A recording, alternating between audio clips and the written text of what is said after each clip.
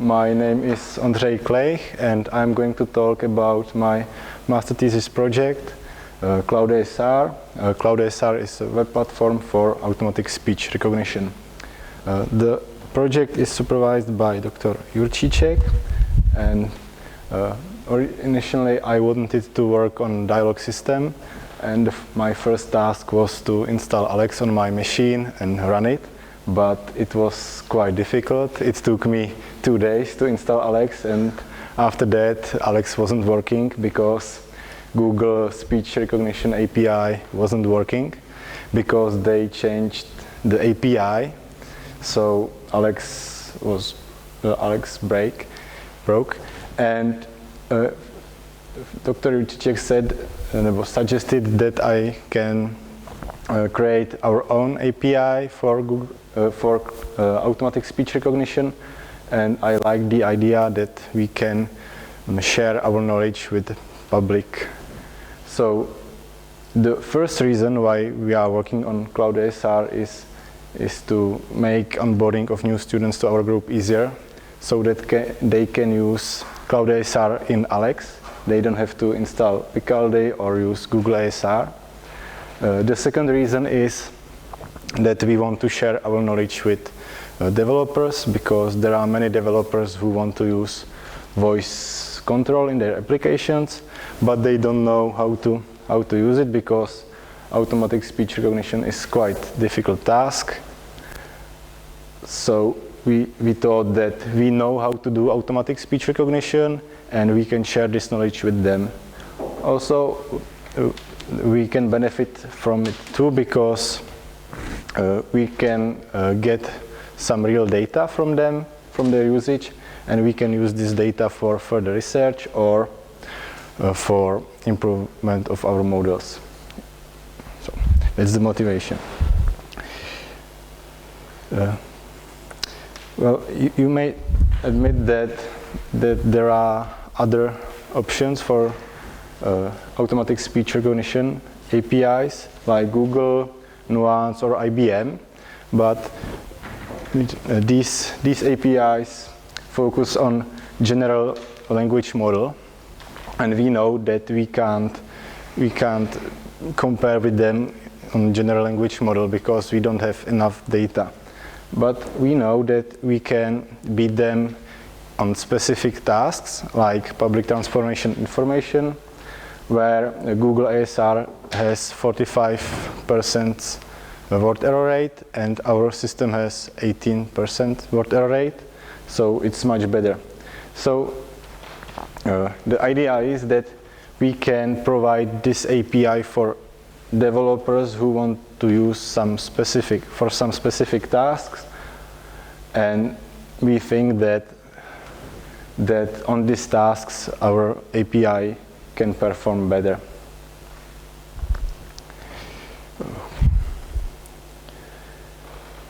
So what are the features of our system? Our system provides both online and batch automatic speech recognition mode.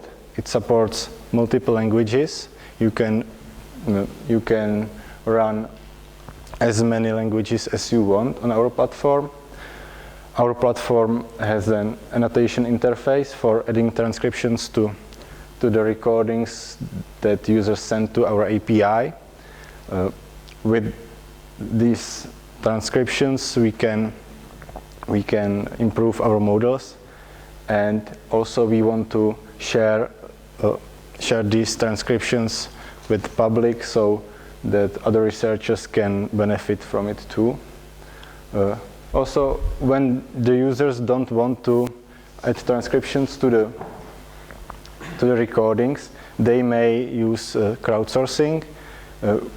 We have support for CloudFlower, so that users can download list of recordings which we need to transcribe and upload it to the CloudFlower, and then they send us the resulting transcriptions, which we will use for our improvement.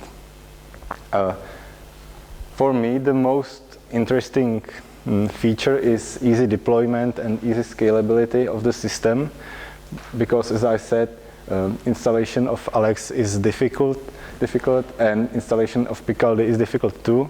So I wanted to make this process easier, so that users of our system who wants to run the system on their own machines don't have to install it for 2 days. They can just download some package and run it straight. So it's deployment and scalability, because we want to handle many requests in parallel, and speech recognition is a difficult task, so you can handle many requests on one machine. So you have to think about how to distribute the work across several machines. So now I would like to describe difference between batch and online mode. So batch mode is when user records his speech to the file, then he sends the file to the API, and then he receives and best list hypothesis. The task consumes, it takes long, because you have to take length of the recording, speed, upload speed, and the length of the processing of the recording. So it's quite slow, and because of that, it's not possible to use it in dialogue system, because in dialogue systems you have to react quickly. So there is another option. It's online mode, where you send chunks as soon as you start recording, and as you are recording, you receive best path hypothesis, which you can use for quick decisions. This difference in speeds is shown in this chart from Ondřej Pátek and Filip Jurčíček's paper, which was published last year, where red dots are Google batch speech recognition latencies, and blue dots are CloudASR online speech recognition latencies. The x-axis is length of the recording, and the y-axis is the latency, how long did it took to get hypothesis for the recording. So you can see that Google batch mode is much slower. The latency grows linearly with the length of the recording, and online mode remains fast. It doesn't matter how long the wave is, the wave file is long that much. Okay. Now I would like to talk about the architecture of the system. The system is built from smaller blocks, which can run on different machines, and the main 3 blocks of the systems are master, worker, and API frontend. These blocks communicate between each other using 0MQ library, and they send messages to each other, and this has some benefits, like that we can run the blocks on different machines. We can add new blocks on the fly, and we can test the blocks separately, so we get fast feedback when developing the system.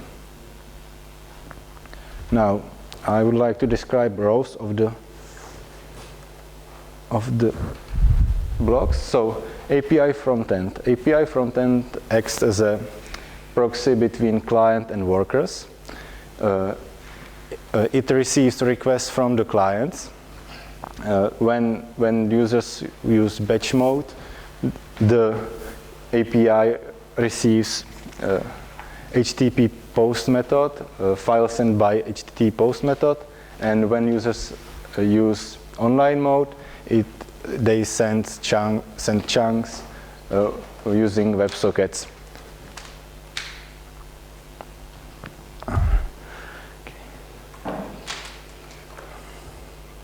And master receives heartbeats from workers. And what is a heartbeat? Heartbeat is a message from worker which contains state of the worker, like I am working, I am waiting for a new task, or I finished this task. And it also contains information about language which the worker process, because when you want to provide a service for multiple languages, you have to start the workers before the request comes, because it takes some time to load modules into the memory. So the workers has to run already. Okay. And the master keeps track about running workers, so that when the API receives a request, it can point the API to the available worker, which can process the recording.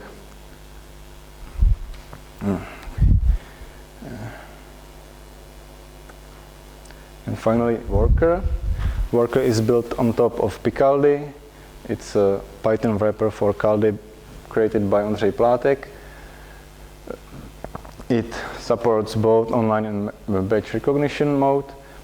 And also worker uses Tiano neural network for voice activity detection. We use voice activity detection when we are processing very long recordings, because when you are processing very long recording, the size of the response becomes very large over the time, and the network will become slow. So we wanted to split the response into small parts, and we use pauses in speech for that, because we think that speech before pause doesn't affect the speech after the pause that much. And also Google uses this too, so it works.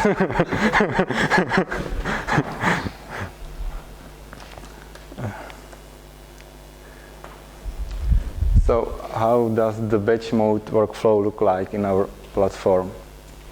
So client starts by recording his speech, then he sends WAV file to the API. API asks master whether there is any available worker.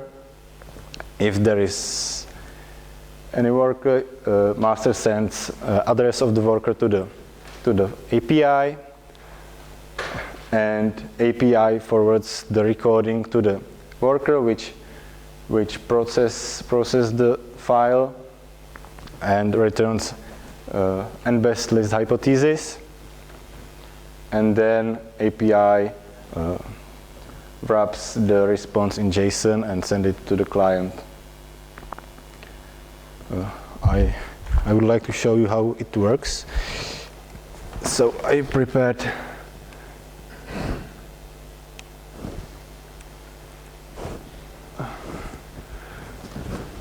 short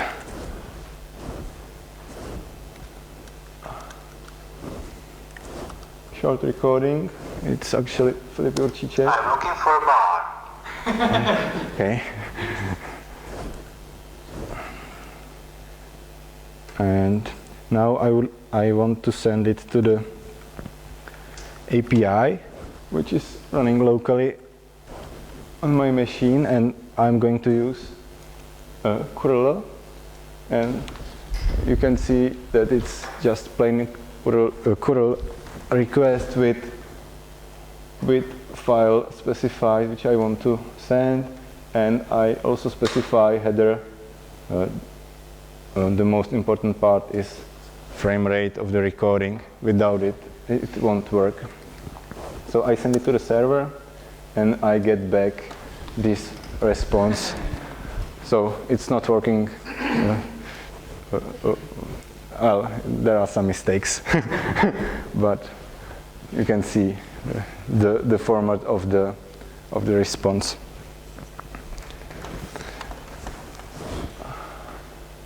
Okay. So that's the batch mode.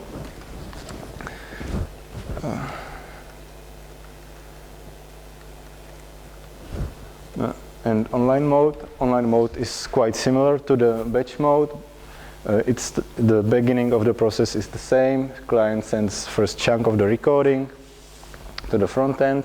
Front end asks for worker address, and then it forwards every chunk to the worker who processes the chunk. When there is a pause, it splits the recording, sends back the final hypothesis for the chunk, and then it starts new recognition for new recording. And I can show you a demo for this too, which will be live. So I have the same model for this task, and I'm going to speak to the microphone. So I'm looking for a cheap Chinese restaurant. I'm looking for a fast food. I'm looking for a cheap Chinese restaurant in the city center.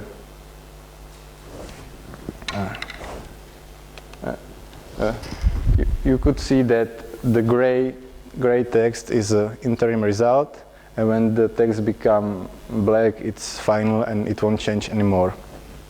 Also, in this demo, I can switch to the evaluation mode where I can confirm hypothesis, and these quick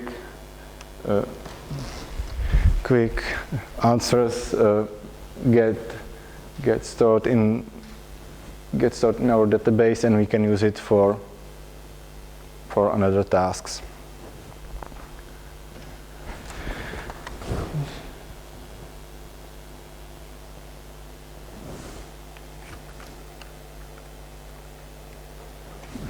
Okay. Now, the most interesting part for me, deployment. I would like to compare traditional approach and our approach, which I call Docker approach. So how does the traditional approach look like? You start with a new machine where is only operating system installed, and you have to install every dependency for your project. So for Alex, it's 2 days of work. and then you have to make sure that the libraries has the same version in development and in production, because it happened many times to me that this mismatch in versions caused some serial bugs. And then when everything is installed, you can start and stop applications in shell, and that's it. But in Docker, in our approach, Docker is a portable, lightweight application runtime and packaging tool, which is a definition by Docker. My definition is that it is a sandbox for processes. And does anybody know Docker here? Okay. So it might be interesting for you. So Docker makes sandbox for your process where you can install all dependencies. You can set up network and environmental variables.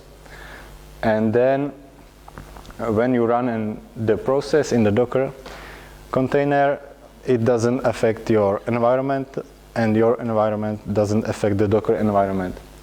So it's a good way how to separate running applications on one machine.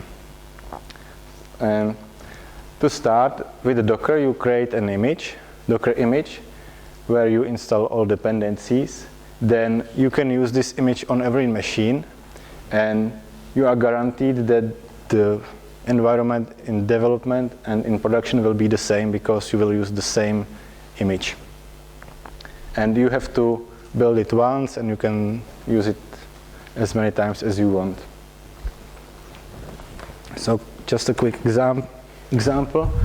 This is traditional approach how to install our API on a new server. So you install Python and Python pip. With pip you install Flask and Flask socket.io. Then you copy a source code of the application to some directory, and then you can run the application. It's quite straightforward, but it can get much complicated. For example, with Picaldi, but it's too long for a slide. So how does the Dockerfile look like? It's the same. You just start with a header where you specify from which image you want to create your image. So in this case, it's Ubuntu. Then you just add some Docker commands, but the shell commands are still the same. So you install Python and Python pip. You install Flask in Flask socket.io. Then this command is interesting because it copies source code on your machine into the image. So that's the way how you share your application with the container. Then in the container you switch to the application directory with application, and you run, and you specify that the application should be run when you start the container. Now, how do you start container and how do you build image? So when you want to build image, you use docker build command with two parameters.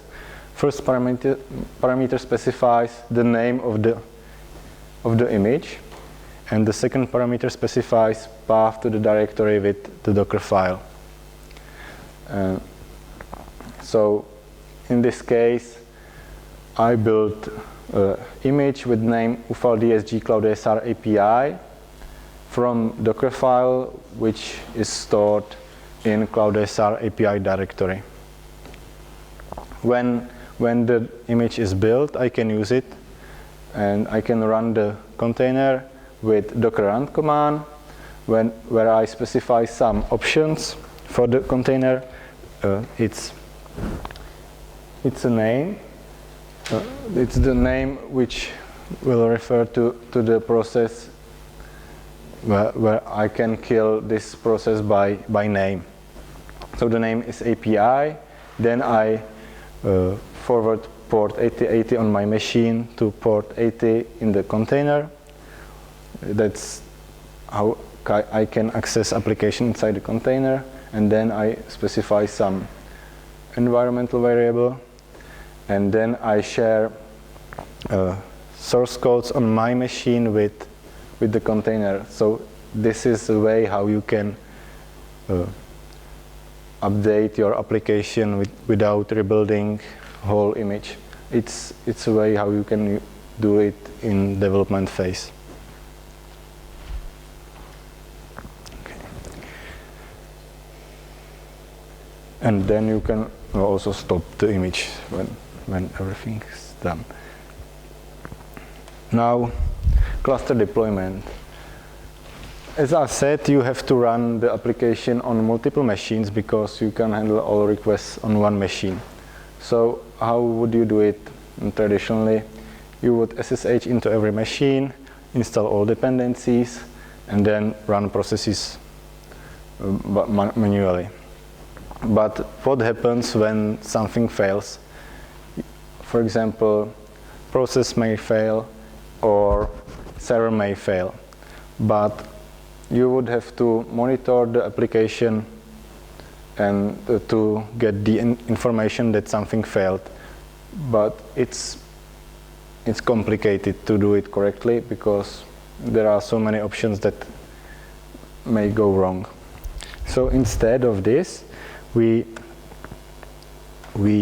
used Mesos. So Mesos definition. Mesos lets you program against your data center like it's a single pool of resources. It's an official definition, and my definition is that imagine that you have a set of machines, server 1, server 2, server 3, server 4, and Mesos adds a layer over these machines, and then you just communicate with this layer, and this layer takes care about scheduling of the tasks or about handling failures of the system. When some server crash, for example, server 4, the tasks that were running on the server will be rescheduled to the remaining servers, and it's for free. Also, this platform scales up to 10,000 of nodes. I think it's enough for our task, and it uses Docker.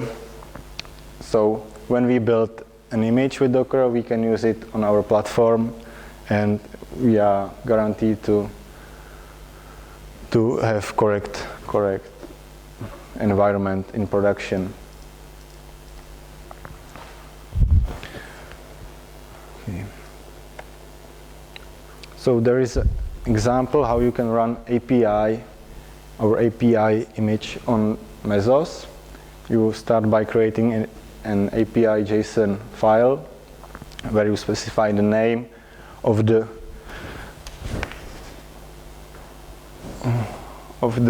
process. In this case, it's ID API. Then you specify type of the container. It's Docker with image UFL DSG CloudASR API. Then I specify how many instances I want to run. I specify some constraints about CPUs and memory. I can add some other constraints, for example, that I want to run this application on server number 1 or in some cluster named cluster. And then I add some environmental variable, and when this file is finished, I can send it to Mesos API with curl, and the platform will start after a few seconds.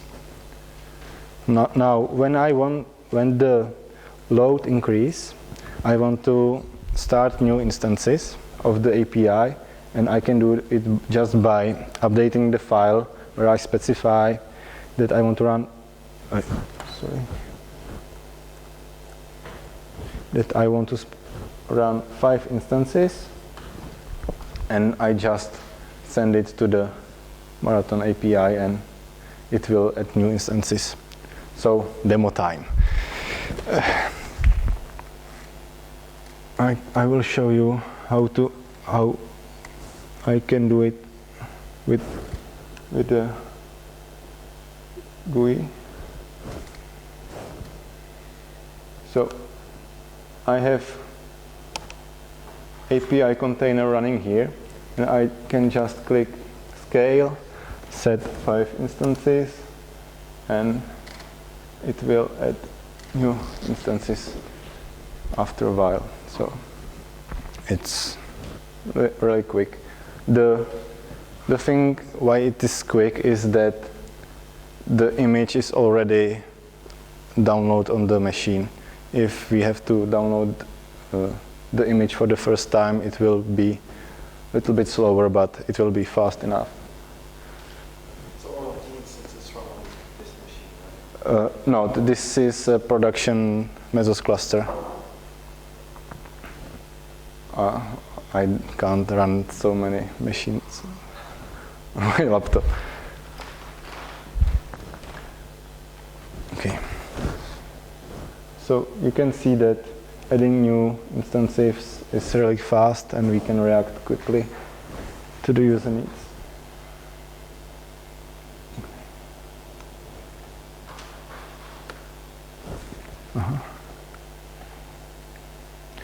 Okay, and final slide, what I would like to do next. I would like to add option for users to upload their own language model for their tasks, so that we can run workers for them, which will be useful for them. And over the time, as we collect their recordings, we can also adapt language model and acoustic model, and we think that the performance of the system will become better and better with these online adaptations. So that's it. Thank you for your attention, and I'm happy to answer your questions.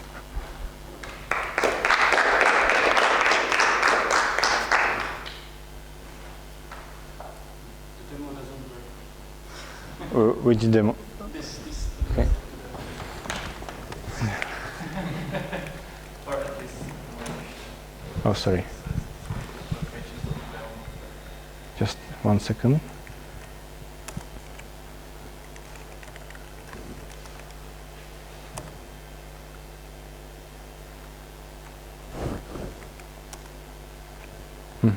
Sorry. Something went wrong, but the GitHub is working.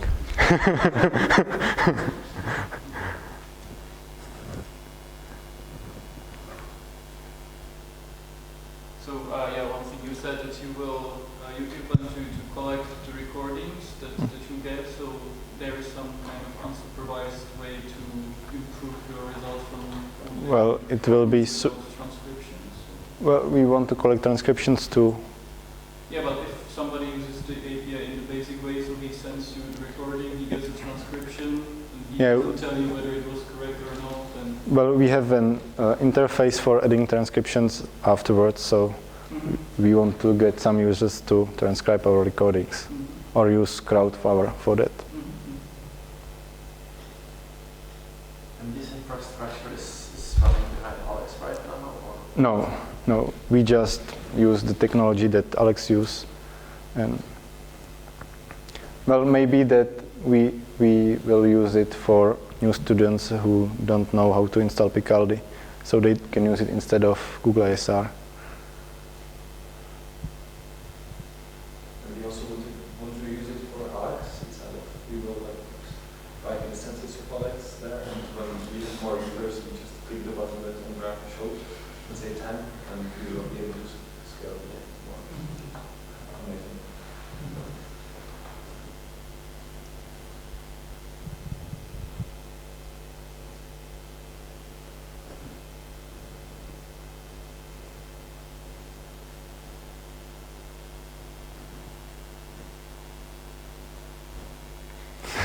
Okay, then thank you. Have a good day.